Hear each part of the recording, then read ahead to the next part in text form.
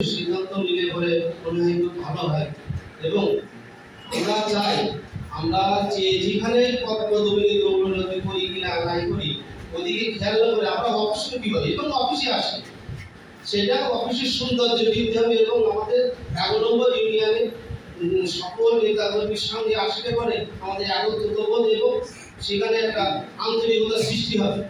আর আমাদের চারিপাশে কিন্তু সব শত্রুর অভাব নেই। আওয়ামী লীগেরা চারিদিক থেকে আছে এখন, যত আওয়ামী লীগের প্রশাসন এখন তারা মাঠে আছে, প্রশাসনে আসে এখন আওয়ামী লীগের সাথে যোগাযোগ করে।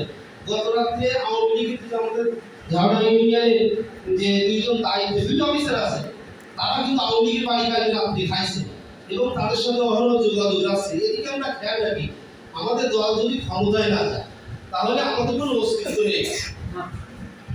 আমরা অস্তিত্ব রাখার জন্য আমাদের দলকে সুসংগঠিত হয়ে চতুর্দিকে আওয়ামী লীগের জন্য আমরা প্রাধান্য না দিই, তারা কিন্তু পেতে সুযোগ পাইলে কিন্তু আমাদের ক্ষতি করে। এদিকে খেয়াল রাখেন আর আমাদের অফিসের দিকে আসেন, এই বলে আমার বক্তব্য শেষ।